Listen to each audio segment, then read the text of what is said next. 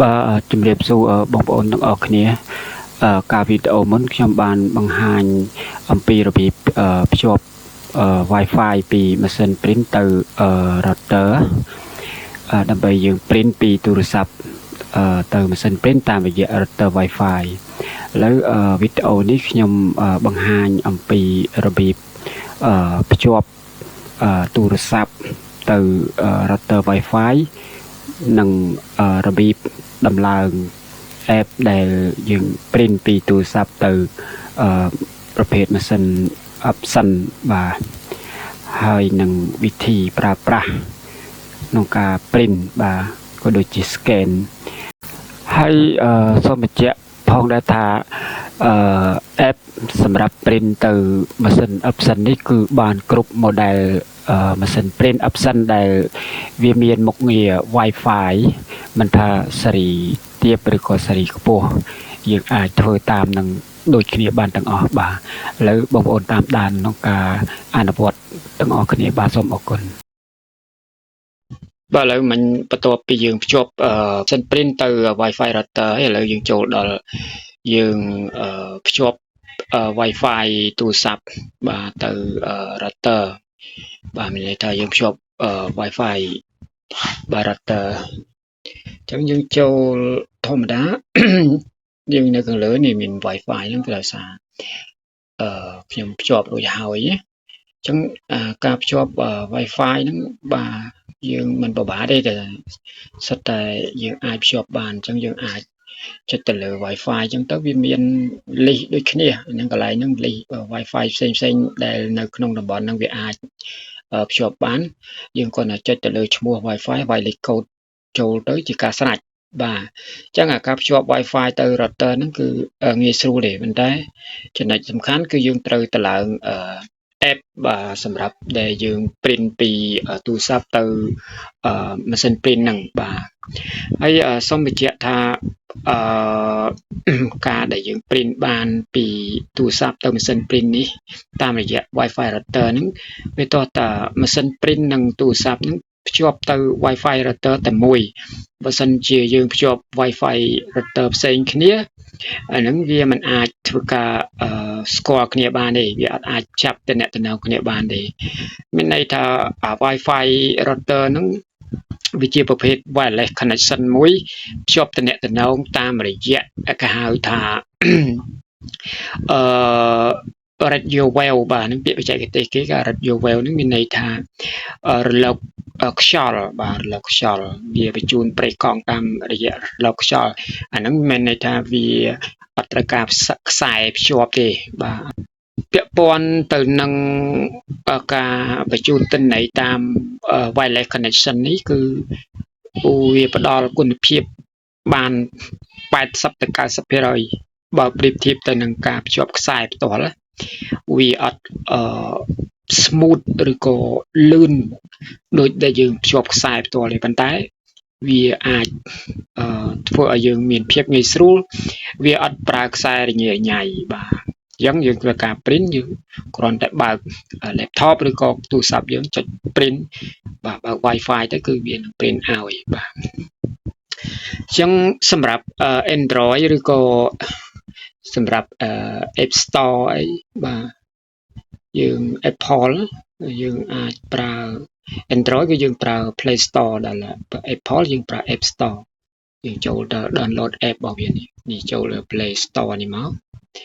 ហើយតមកយើងវាយពាក្យកន្លែង search នេះបាទបើ search ហ្នឹងមកយើងវាយពាក្យបាទនេះខ្ញុំដូរភាសាសិនបាទ app សម្រាប់ print នេះគឺយើងវាមានឈ្មោះថា option iPrint បាទយើងវាយពាក្យ option មកដក clear iPrint នេះវាឲ្យនៅខាងលើគេនេះ option iPrint យើងចុចលើហ្នឹងមកតបមកនេះយើង install នេះខាងក្រោមនេះ option iPrint នេះដែលមានរូបម៉ាស៊ីន print នៅខាងក្រោមនេះយើងចុចពាក្យ install មក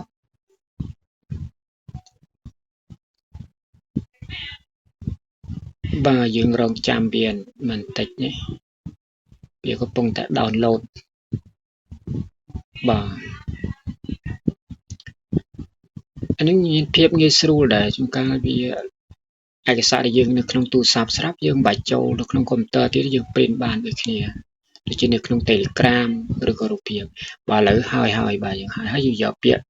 enable មកបាទចុចហ្នឹងហើយយើង open វាមកបាទ open ហើយយើងនេះនៅខាងក្រោមនេះយើងមានពាក្យdisagree ហើយនឹង agree បាទយើងយកពាក្យ agree មកទៀតយើងយកពាក្យ OK បាទហើយវានឹងចាំបាទយើងចាប់វាចាប់ផ្ដើម search បាទនេះដោយសារទូរស័ព្ទខ្ញុំតឡើងដំបូងវាចេញនេះហើយយើងយកពាក្យ allow មកបាទចឹងនៅក្នុងនេះវាបង្ហាញ screen របស់ app បាទ print ពីទូរស័ព្ទទៅម៉ាស៊ីន print នៅកន្លែងខាងលើមានរូបម៉ាស៊ីន print វាដាក់តែ printer is not select ឥឡូវយើងវាអត់ទាន់បានជ្រើសយើងចុចកិច្ចសញ្ញាព្រួយនៅខាងមុខនេះដើម្បីឲ្យវា search បាទវាស្រាវជ្រាវនៅក្នុងLAN បាទWi-Fi router LAN ហ្នឹងបើមានម៉ាស៊ីន print ណាដែលភ្ជាប់ទៅនឹង Wi-Fi router ហ្នឹងគឺវាបង្ហាញនៅក្នុងនឹងទាំងអស់តែនៅក្នុងកន្លែងខ្ញុំនេះវាមានម៉ាស៊ីន print ច្រើនដែលខ្ញុំភ្ជាប់ទៅអញ្ចឹងយើងវាបង្ហាញមកច្រើនអញ្ចឹងរាល់ម៉ាស៊ីនដែលយើងភ្ជាប់ទៅ Wi-Fi router មានប្រមាណគឺវាបង្ហាញនៅក្នុង list នៅក្នុង app នឹងទាំងអស់ប៉ុន្តែយើងវាបង្ហាញតែ model option ទេបាទ model ផ្សេងទៀតវាអត់ត្រូវ app នឹងទេព្រោះ app នេះគឺសម្រាប់ម៉ាស៊ីន option បាទចឹងបើមានប្រមាណវាបង្ហាញនៅក្នុងហ្នឹងហើយវាសិនតែយើងត្រូវការប្រើមួយណាគឺយើងចុចទៅលើឈ្មោះមួយហ្នឹងទៅបាទ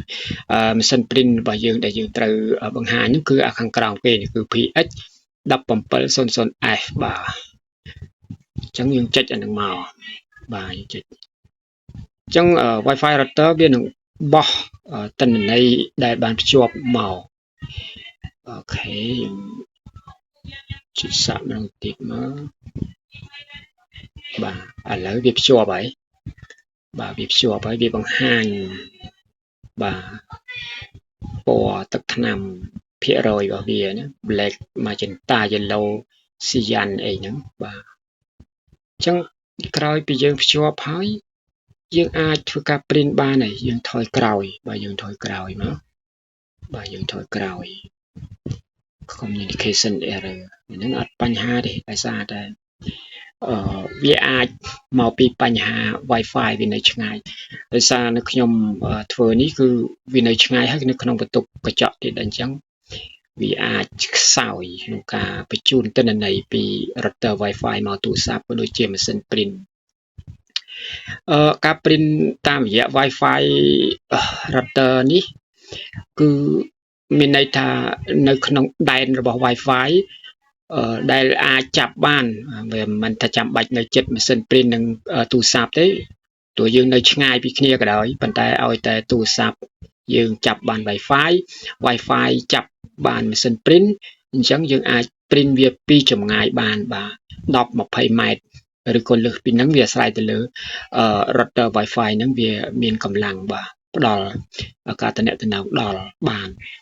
អញ្ចឹងរបៀប print បាទអញ្ចឹងពេលយើងភ្ជាប់ឈ្មោះម៉ាស៊ីននឹងនៅក្នុង app ហ្នឹងហើយយើង print បើសិនយើង print photo នេះយើងចុចទៅលើ photo ហ្នឹងមកបាទអញ្ចឹងដោយសារទូរស័ព្ទនេះខ្ញុំមិនដែលធ្លាប់ print អញ្ចឹងវាចេញពាក្យ allow អញ្ចឹងដំបូងបើសិនជាយើងអត់ទាន់ប្រើ app ហ្នឹងគឺចេញហ្នឹងហើយអញ្ចឹងយើងចុចលើហ្នឹងមកពាក្យ allow ហ្នឹងមកវាឲ្យយើងជ្រើសអញ្ចឹងរូបភាពវាបោះមកវាអាស្រ័យទៅលើទូរស័ព្ទខ្លះវាចូលនៅក្នុង gallery ឬក្នុង file manager អីជាដើមនេះនៅក្នុង Telegram camera screenshot Facebook អីចឹងជាដើម WhatsApp ចឹងជាដើមអញ្ចឹងយើងអាចជ្រើសរើសដល់ដាលីមួយមកបាទហើយយើងចុចពាក្យ select ចឹងទៅអូខេแล้วយើងបាច់ print តាមហ្នឹងក៏បានដែរយើង print នេះថាងាយស្រួលជាង Facebook ឧទាហរណ៍ថា model នេះចឹងទៅហើយយើងយកពាក្យ next មកបាទអញ្ចឹងនេះវានឹងបង្ហាញបាទបង្ហាញមកនៅក្នុងអេក្រង់ហ្នឹងគឺខាងលើនេះវាបង្ហាញទំហំ10-15ហើយបើសិនជាយើងមិនចង់បានຂະຫນាតប៉ុណ្្នឹងទេយើងចូលដូរវា ចុចកន្លែងຂະຫນາດនឹងមកយើងរើសនេះខាងក្រោមនេះ paper size បាទយើងយកຂະຫນាតដែលយើងត្រូវការរើសនេះមាន13បាទមានຂະຫນາតច្រើនណាមាន10 15មាន13 18បាទមានຂະຫນາតA5 មាន A4 អីច្រើនណាស់រហូតដល់មាន A3 បាទព្រោះអីម៉ាស៊ីនហ្នឹងវាស្គាល់ຂະຫນាត A3 អញ្ចឹងបើយើងចង់រើសຂະຫນាតណាយើងយកមក A4 យើងចុច A4 ហ្នឹងមកបាទនេះវាបង្ហាញ A4 ហើយចំពោះពាក់ព័ន្ធនឹងខាងក្រោមនេះទៀតដូចជា layout ហ្នឹងវាមានន័យថាយើង print មកទុកកែមសល់ឬក៏យើងចង់ឲ្យវាពេញកែមអញ្ចឹងបើសិនយើងចង់ទុកកែមយើងយកពាក្យនេះ border ហ្នឹងមកបើសិនយើងចង់ឲ្យវាពេញកែមយើងចូលយកពាក្យ borderless បើប៉ុន្តែនៅក្នុងនេះយើងយក borderless បានដោយសារវាបែរជាជាប់ plain paper plain paper វាប្រភេទกระดาษរាមធម្មតាយើង print borderless ហើយជាអត់បានទេបាទនេះវាជាប់ plain paper អញ្ចឹង print quality យើងយក standard មកក៏បានដែរតែថាបើសិនវាស្អាតនៅ head នៅល្អគឺយើងយក standard មកបើសិនជាយើងម៉ាស៊ីនរៀងអន់យើងយក high ប៉ុន្តែបើសិនជារូបថតចង់ឲ្យបានគុណភាពគឺយើងយក high បាទទី2គឺយើង paper source គឺមិនបាច់ទេអានឹងឲ្យវាជ្រើស auto ហើយកន្លែង color គឺអញ្ចឹងដែរយើងយក color មកបើសិនជាយើងចង់ឲ្យ print សខ្មៅយើងយក BK ណាបាទ BW ចឹង BK បាទអញ្ចឹងវារូបភាពចេញមកសខ្មៅបើសិនជាយើងយក color រូបភាពមិនចេញមកអញ្ចឹងបាទហើយខាងក្រោម color មាន two size printing បាទហ្នឹងបើសិនជាឯកសារយើងវាច្រើនទំព័រយើងយកមួយខាងឬក៏ខាងសងខាងគឺយើងចូលកំណត់កន្លែងហ្នឹងទៀតបាទ long edge នេះមានន័យថាប្រភេទឯកសារ print លក្ខណៈសងខាងប៉ុន្តែលក្ខណៈឯកសារវាប្រឈរกระดาษបាទយើងយកហ្នឹងមកហើយបើយើងយក short edge មានន័យថាឯកសារផ្ដេកបាទប្រភេទឯកសារផ្ដេកអញ្ចឹងយើងយកអស់មកអាហ្នឹងដោយសារយើងស្លឹកបន្ទាប់មកទៀតយើងចូលយក print date អាហ្នឹងមិនបាច់ទេហើយ auto correct ក៏មិនបាច់ដែរ sub nes ហ្នឹងក៏មិនបាច់ដែរចំណុចសំខាន់មានតែប្រមាណខាងលើហ្នឹងទេបាទអញ្ចឹងក្រោយពីយើងកំណត់រួចហើយយើងអាចចុចពាក្យ done នៅខាងលើនេះមកបាទនេះវាចេញຂະຫນាត A4 ទាំងហ្នឹងមិញគឺឧទាហរណ៍ដែលយើងចង់ឲ្យចេញច្រើនស្លឹកគឺយើងកំណត់ចុចសញ្ញាបូកហ្នឹងមកយើងចង់បានប្រមាណយើងចុចហ្នឹងមករហូតដល់100ស្លឹកអីចឹងទៅបាទឧទាហរណ៍ដែលខ្ញុំចង់ឲ្យចេញ2យើងចុច2មកបាទចុចសញ្ញាដកថយក្រោយវិញមកយ៉ាចុចទៅណានោះបាទចុចទៅលើចំឈ្មោះម៉ាស៊ីនខាងលើវាឲ្យស្មើនឹងយើងជ្រើសរើសម៉ាស៊ីនផ្សេងយើងយក2យើងចុច2យើងដាំមកបាទអញ្ចឹងយើងចុច print ទៅវានឹងទៅរូបនឹង2ស្លឹកហើយបាទហើយនេះជាការ print តាមនេះយើងធំថយក្រោយវិញបាទឯកសារក៏ដូចគ្នានេះយើងចុច print document មក print តាមហ្នឹងក៏បាននេះឯកសារយើងបាទគ្រីសទៅលើឯកសារណាមួយដែលយើងចង់ print បាទខ្ញុំថយទៀតហើយនេះគឺជាកន្លែងដែលសម្រាប់ scan បាទ scan តាមទូរស័ព្ទយើង scan ហ្នឹងចុច scan ហ្នឹងមកយើងចុច scan នេះវានឹងចាប់បាទម៉ាស៊ីននឹងដំណើរការ scan បញ្ចូលឯកសារក្នុងទូរស័ព្ទដៃយើង scan ក៏យើងអាចកំណត់បានដែរកំណត់កន្លែង setting ហ្នឹងមកបាទនេះសោះហ្នឹងមានន័យថាយើងដាក់ក្បាលខាងលើហ្នឹង ADS ឬក៏ដាក់នៅលើកញ្ចក់បាទបើយើងដាក់នៅខាងលើយើងគ្រាខាងលើមកបាទដាក់លើកញ្ចក់គ្រាក្រោមមកប៉ុន្តែនេះបើសិនជាអត់មានឯកសារនៅលើក្បាល ADS ទេវាអូតូគឺលើកញ្ចក់ scanning size អានេះអូតូក៏បានដែរយើងយក A4 letter ឬ legal បាទឬក៏ A3 បាទ legal ដូចជាกระดาษធំដូចស្បុតកំណើតអីបាទហ្នឹងគេ legal letter វាຂະຫນាតវាខ្លីជាង A4 បាទអញ្ចឹងយើងចូលយកកន្លែង image type color ឬក៏យើងយក grayscale ឲ្យចេញមកប្រភេទហើយខាងក្រោមនៅសខ្មៅ ហើយជាទូទៅយើងយក color ទៅបាទហើយមួយទៀត resolution វាហ្នឹងគឺយើងពួកឯកសារយើងយក150អីបានដែរបើរូបភាពយើងយក300 150ហ្នឹងល្មមស្អាតឯកសារបើណាធំពេកវា scan យូរ color វាខ្ពស់បាទហើយ bright ហ្នឹងគឺយើងអាចថែមពន្លឺវាសិនយើងឯកសាររៀងខ្មៅយើងអាចថែមវាអស់ឡើងតិចចឹងទៅបាទនេះអត់បានអាហ្នឹងវាពាក់ព័ន្ធអី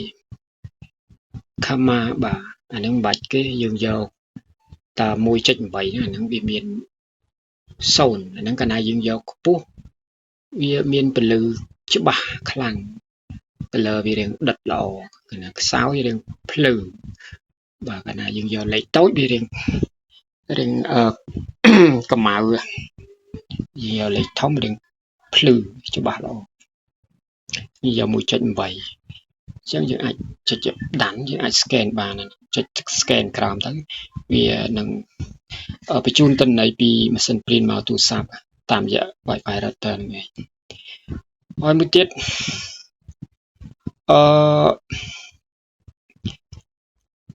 យើងអាច print ចេះក៏បានដែរឧទាហរណ៍ថាយើង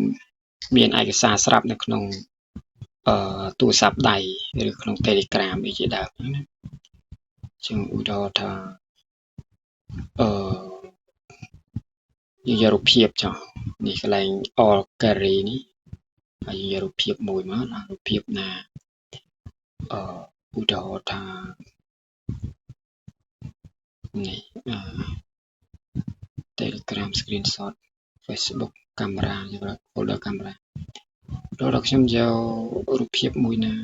ដែលយើង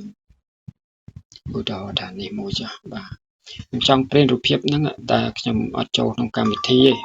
វាមាននៅក្នុងទូរស័ព្ទស្រាប់អញ្ចឹងខ្ញុំចុចអាហ្នឹងយើងយកពាក្យ share នឹងក្រោម share ហ្នឹងយើងអស់រកមក app នេះម៉ាស៊ីន option iPrint ដែលមានរូបផ្សេងហ្នឹងយើងចុចលើហ្នឹងមក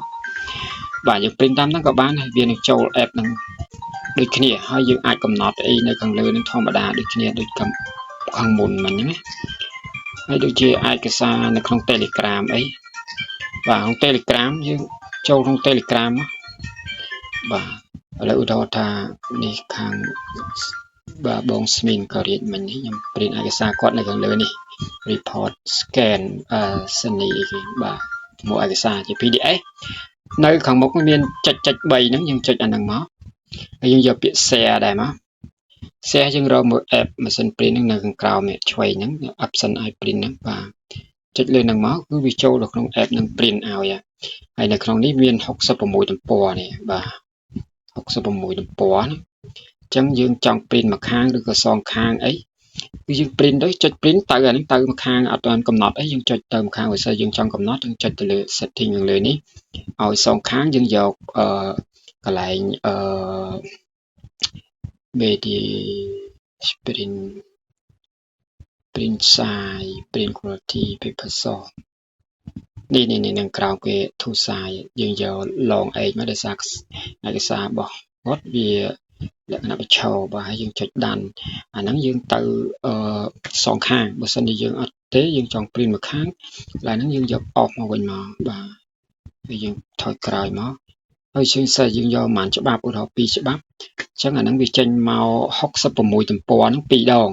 ព្រោះមួយច្បាប់វា66សន្លឹក